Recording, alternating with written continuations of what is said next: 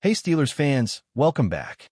Today we are diving deep into everything going on with one of the most electrifying players in the NFL, TJ Watt, and the ripple effects his current situation is having on the team, the fans, and the Steelers' defensive strategy as we approach Monday night's matchup against Miami. Now, first and foremost, let's acknowledge the human side of this story. TJ Watt isn't just a phenomenal athlete.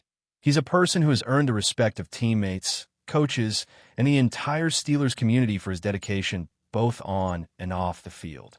Right now, he's in a local hospital undergoing further evaluation for an issue with his lung after experiencing some discomfort at the team's practice facility earlier in the week.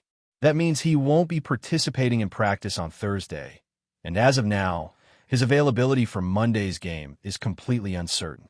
Coach Mike Tomlin has been careful to emphasize that there isn't much concrete information at the moment. He spoke briefly with reporters, noting that he had talked with TJ the night before and that TJ was comfortable, but no one knows for sure what his game readiness will be.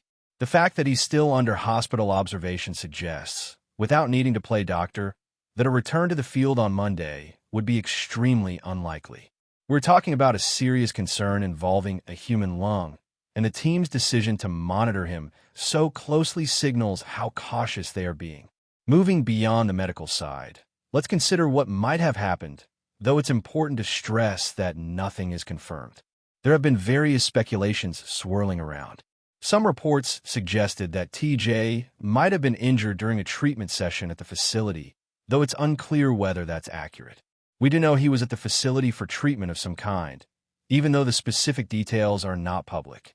Coach Tomlin clarified that there was no expectation of an injury affecting his status at the start of practice week, nor had there been any issues reported following the previous Sunday's game in Baltimore. When discussing the possibility of something occurring in the cafeteria, Tomlin didn't elaborate, but it's highly unlikely that medical treatment would take place in that setting. If an incident did happen there, it would more likely be a delayed response to an earlier event rather than something happening spontaneously in the cafeteria. Medical experts have weighed in on social media and public forums over the last 24 hours, pointing out that some of the theories about shots or painkiller injections simply don't align with how treatment works in the NFL. Players don't receive injections of painkillers on the Thursday before a Monday night game because there isn't a medication that lasts long enough to provide that kind of effect. Other speculative theories, like a punctured lung from a treatment error, could theoretically explain immediate discomfort, but again, there's no confirmed evidence for that scenario. Another possibility being discussed is a blood clot, and while we have no direct confirmation, it's worth noting that similar situations have occurred recently in professional sports, with athletes being sidelined for months due to clotting issues. That's why, despite the desire to see TJ back on the field, the team and fans alike must approach this situation with patience and caution, prioritizing his long-term health above all else. From a football perspective, losing TJ Watt would obviously be a significant blow, given that he's a perennial Defensive Player of the Year candidate and a cornerstone of the Steelers' defense. Yet the team has depth at the edge rusher position that often goes underappreciated. Players like Alex Highsmith, who has been emerging as one of the most consistent and dominant defenders, Nick Herbig, who could start on nearly 31 other NFL teams, and rookie Jack Sawyer, who has been treated as a full participant rather than just a special teams player, all step up when called upon. This depth ensures that the defensive line remains formidable, even in TJ's absence, and gives fans hope that the team can continue to perform at a high level while he recovers. Shifting gears to the offensive side, there's been a lot of discussion about the running game and the performance of the offensive line. Recently, comparisons between Jaylen Warren and Kenny Gainwell sparked some debate, and many fans pointed out that the struggles of the running backs often trace back to a lack of holes being opened by the offensive line. It's not necessarily about the running backs themselves, but rather the fact that the Steelers have faced the highest rate of heavy boxes in the league, which makes running consistently difficult. When defenses stack the box to counteract the three perimeter weapons and DK Metcalf, it puts extra pressure on the offensive line to execute flawlessly, and while there have been some bright spots, like Zach Frazier and to a degree Troy Falanui, the line still struggles to generate the kind of consistent push needed to make the running game a true threat week after week. Fans have weighed in with their observations, and many have expressed frustration at the pace of improvement among the offensive linemen. Some point to the fact that first-round picks at both tackle positions, a second-round pick at center, and significant financial investment in the guards haven't translated into the level of production that was anticipated. Others emphasize that player evaluation and development aren't solely about coaching, but also about the front office's ability to scout, acquire, and cultivate talent effectively. In that context, the Steelers' running game challenges aren't solely on the players themselves. They reflect a combination of personnel decisions, coaching, and the inherent difficulties of facing stacked defenses on a regular basis. Looking at specific individual performances, players like Caleb Johnson have been under scrutiny since being drafted in the third round. While it's early to make definitive judgments, fans expected more immediate impact, and the slower development highlights the ongoing struggles in building a consistent running attack. Despite these challenges, there's reason for cautious optimism. The team has made some incremental improvements over the season, and as young players gain experience and coaching strategies evolve, the potential exists to start seeing more consistent execution in both the running and passing games. It's a matter of patience and development, something the Steelers have relied upon historically to cultivate talent and build depth over time. Even with T.J. Watt's uncertain status, the Steelers remain a resilient team, capable of adjusting to challenges both on offense and defense. The coaching staff, players, and supporting personnel are all focused on adapting to circumstances while preparing for the upcoming Miami matchup, understanding that the game plan may need to shift depending on player availability. The uncertainty surrounding TJ adds tension, but also highlights the importance of depth, preparation, and adaptability in professional football. The Steelers' ability to navigate these obstacles will be a story to watch in the coming days, as fans eagerly await news on TJ Watt's condition and hope for a swift and full recovery so that one of the league's most dominant defensive forces can return to the field safely and effectively. As we continue breaking down the Steelers' current situation, the spotlight inevitably shifts toward the offensive line and the running game, a topic that has sparked endless discussion among fans and analysts alike. For years, the running game has been a barometer for the Steelers' overall performance, and right now, it's clear that the line remains a work in progress. The key issue isn't necessarily the talent at the skill positions. It's the consistency and effectiveness of the front five in creating space and controlling the line of scrimmage. Players like Zach Frazier have stepped up admirably, showcasing the ability to move defenders in open lanes. But the reality is that beyond him, the production has been uneven.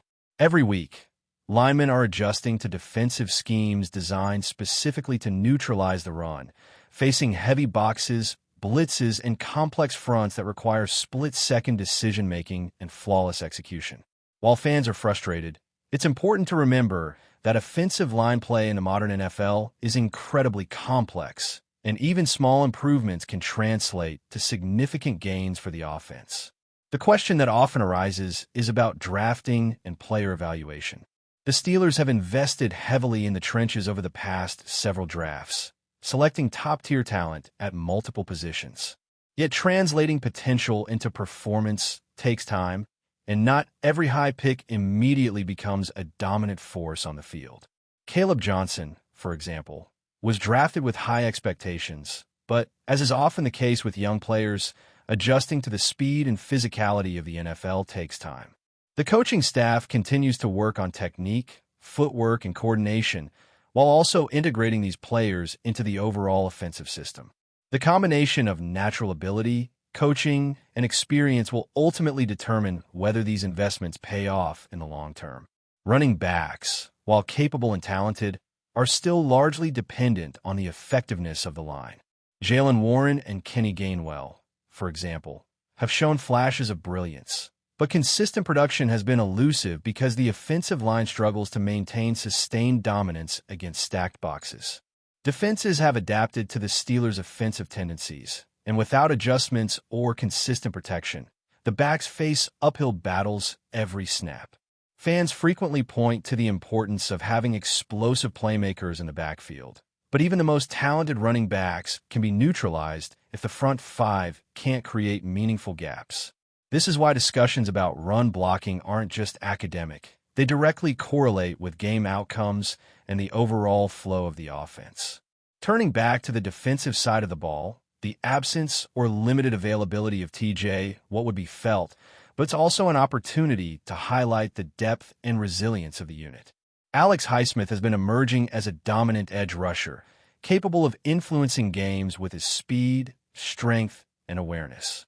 Nick Herbig brings an impressive combination of versatility and reliability, while Jack Sawyer has shown maturity beyond his rookie season, contributing meaningfully in key situations.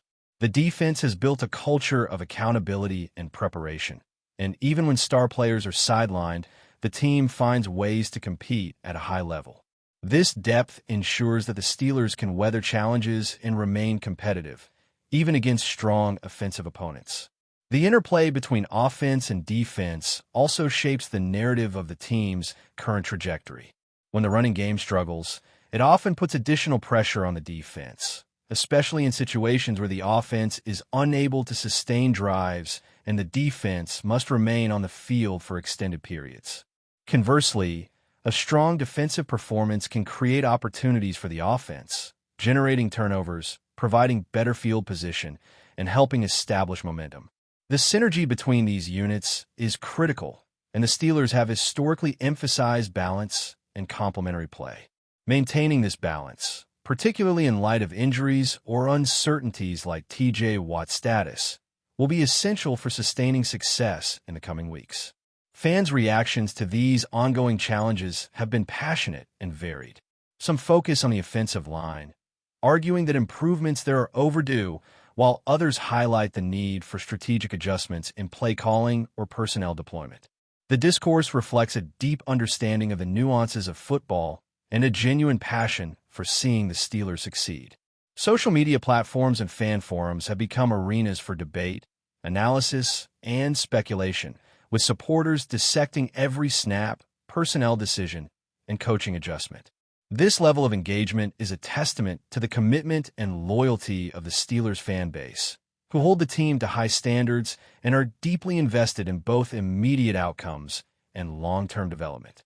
In the midst of this scrutiny, it's crucial to recognize that progress is often incremental. Even small gains in offensive line technique, defensive positioning, or running back decision-making can compound over time, leading to noticeable improvements in team performance. Coaching adjustments, practice emphasis, and strategic planning all play a role in this process. And while it may be frustrating to witness the pace of change, the foundations are being laid for sustainable success. This perspective encourages patience and a focus on development rather than short-term frustration, which is especially important during a season with its fair share of uncertainties and challenges. But before we dive in, don't forget to subscribe to Steelers Nation Central and hit the like button on this video. Your support helps us keep bringing you the latest updates on the Pittsburgh Steelers. And don't forget to share your thoughts on the news in the comments below. Breaking news is sending shockwaves through the NFL. The Pittsburgh Steelers and New England Patriots are reportedly finalizing a blockbuster trade that could reshape the league's landscape. According to sources close to the teams, Stefon Diggs, one of the most electrifying wide receivers in the game, is on the verge of heading to Pittsburgh. The news has already ignited a frenzy on social media, with fans and analysts scrambling to speculate on the potential impact this move could have on both franchises. The trade, still technically pending league approval, has been described as massive by insiders. While the exact details remain under wraps, whispers around league circles suggest that Omar, the Steelers' general manager, orchestrated the deal with a boldness rarely seen in recent NFL history. Khan has already built a reputation for taking calculated risks, but bringing in a player of Diggs' caliber could mark a new chapter in his tenure, signaling that Pittsburgh is serious about making a championship push. Fans of the Steelers have taken to social media in droves, sharing clips of Diggs' highlight reel plays and imagining what he could do alongside the team's current offensive weapons. Analysts are already speculating how quarterback dynamics might shift and what strategies head coach Mike Tomlin might deploy to maximize Diggs' elite playmaking abilities. Meanwhile, Patriots supporters are left buzzing with curiosity and frustration, wondering which players will be moving in the opposite direction and how this trade fits into Bill Belichick's long-term vision for New England.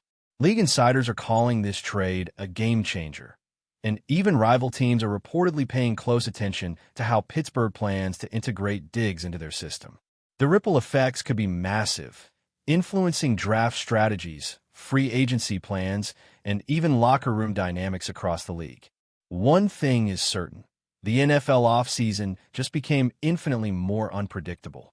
The chatter is nonstop, and with a player of Diggs' talent potentially changing uniforms, fans are bracing for a whirlwind of speculation, debates, and, inevitably, more rumors in the coming days. If the deal is confirmed, this could go down as one of the most talked-about trades in recent memory, sparking endless discussion about team strategies, player fit, and the sheer audacity of Pittsburgh's front office.